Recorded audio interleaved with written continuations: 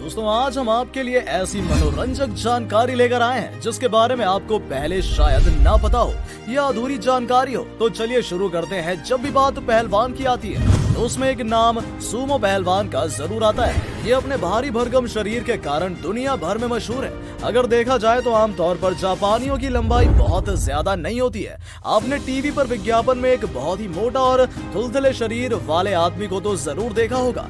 दोस्तों वही सूमो पहलवान है। तो दोस्तों आज हम बात करने वाले हैं सूमो पहलवान के कुछ ऐसे रहस्यमयी और रोचक बातों की जो आप नहीं जानते होंगे। दोस्तों ये तो आपको भी पता होगा कि ऐसे शरीर को बनाने के लिए कितनी मेहनत होती होगी, कितना पैसा खर्च करना होता होगा। सबसे अनोखी बात तो ये है कि इतनी चर्बी के बावजूद ये लड़ते कैसे थे।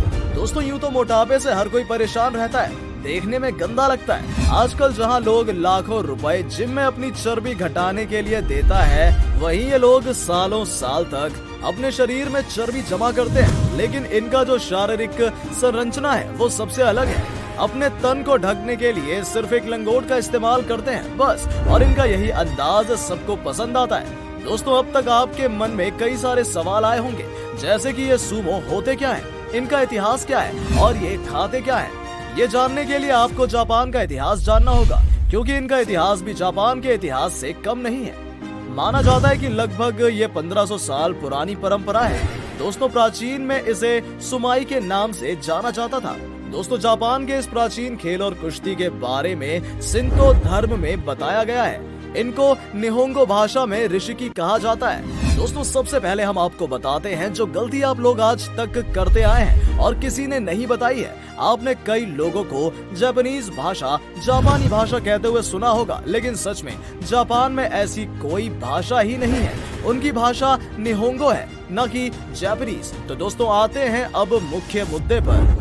दोस्तों सूमो को जापान के मठ में उनके बचपन से ही प्रशिक्षण दी जाती है। लेकिन दोस्तों आपको जानकर हैरानी होगी कि लगातार 16 साल कड़ी मेहनत के बाद ये पहलवान रिंग में लड़ने के लायक होता है। दोस्तों ये सूमो प्रतियोगिता स्कूल से लेकर अंतर्राष्ट्रीय स्तर तक होती है। अब आपके मन में आया होगा कि क्या इस खेल में लड़कियां भी शामिल होती है। जैसा कि आज का जमाना है, लड़कियां हर क्षेत्र में बढ़ चढ़कर भाग ले रही हैं और अपनी मेहनत से हर क्षेत्र में लड़कियां अपना नाम रोशन कर रही हैं। लेकिन दोस्तों जापान के लोग इस खेल को एक परंपरा की तरह, एक त्योहार की तरह खेलते हैं और इसी धार्मिक वजह से इस खेल में लड़कियां भाग नहीं ले सकती हैं। दरअसल इस खेल के अपने कुछ नियम और कानून होते हैं जिसका पालन सभी सूमो पहलवान को करना पड़ता है। दोस्तों खेल शुरू होने से पहले खेल रहे सूमो पहलवान को सबसे पहले धार्मिक पोशाल में प्रार्थना करनी पड़ती है। इसमें कई सारे रीति और रिवाज भी शामिल होते हैं। खेल शुरू होने से पहले वहाँ के अखाड़े में हवा में नमक फेंका जाता है। ऐसी मान्यता है कि ऐसा करने से वहाँ का वातावरण की हवा शुद्ध होती है और बुरी आत्मा भी वहाँ से भाग जाती है। अब हम जानते हैं कि इनकी डाइटिंग क्या होती है।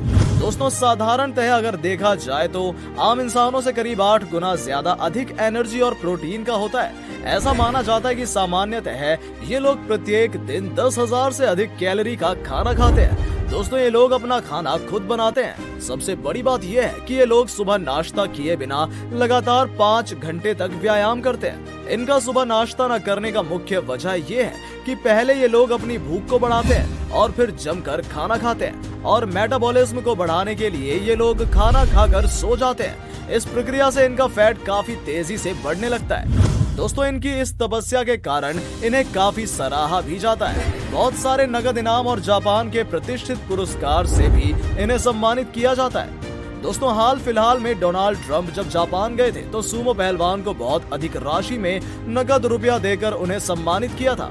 दोस्तों इनकी पोशाक भी सबसे अलग होती है। इनमें भी कई सारे नियम और कानून होते हैं। इनको इनकी रैंकिंग के हिसाब से पोशाक पहनने की इजाजत दी जाती है, और जब ये रेसलिंग में भी उतरते हैं तो वहाँ भी पोशाक पहनकर अपने नियम कानून को पूरा करते हैं। दोस्तों जहाँ ये लोग रहते हैं वहाँ की साफ सफाई भी खुद ही करते हैं, खाना भी खुद ही बनाते हैं। इनमें आपस में एक दूसरे के प्रति सम्मान और प्यार भी बहुत रहता है। ये सारे लोग एक साथ मिलकर काम करते हैं। यहाँ कोई सीनियरिटी नहीं होती। ऐसा इसलिए किया जाता है ताकि लोग खुद को कभी छोटा ना समझें। दोस्तों क्या आपको पता है कि दुनिया की सबसे हैवी सूमो रेसलर कौन है और उनका वजन क्या है?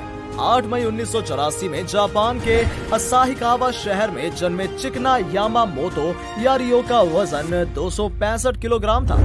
दोस्तों ये जापान के सबसे भारी आदमी थे। इन्होंने 2011 में सुमो रेसलिंग से रिटायरमेंट ले लिया था।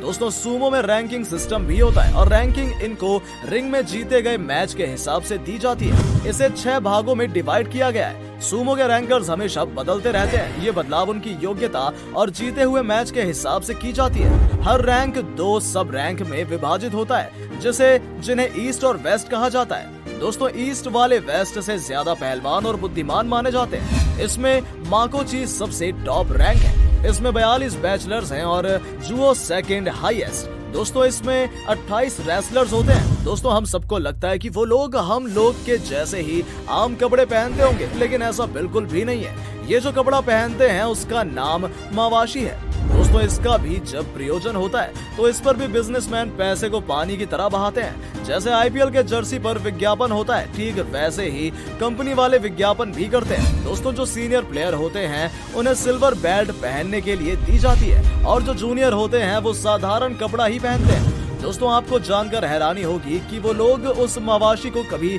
साफ नहीं करते हैं, उसे बस धूप में सूखने देते हैं और उसके बाद इसे जमकर इस्तेमाल भी करते हैं। दोस्तों इन लोगों को गाड़ी चलाने की अनुमति नहीं है और कारण है इनका भारी भरकम शरीर। जी हाँ दोस्तों, इनके भारी भरकम शरीर के कारण कोई दुर्घटना ना हो जाए, इसलिए इनको गाड़ी चलाने नहीं दी जाती है। दोस्तों ऐसा तो सुमो पहलवान की जिंदगी जापान के किसी सुपरस्टार से कम नहीं होती, लेकिन इनकी असल जिंदगी को अगर देखा जाए तो ग्लैमर, मस्ती और ऐश मौज से इनका दूर दूर तक कोई वास्ता नहीं होता।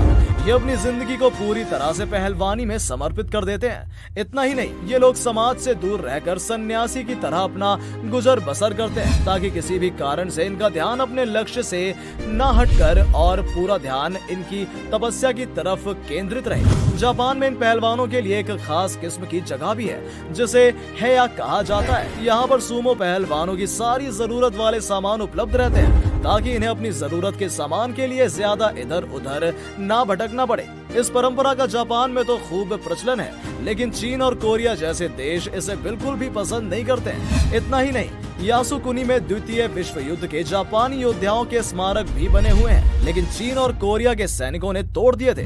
दोस्तों हमें कमेंट बॉक्स में बताइएगा कि आपको इस वीडियो में कौन सी जानकारी अच्छी लगी। इस वीडियो को अपने सोशल मीडिया पर जरूर शेयर करें।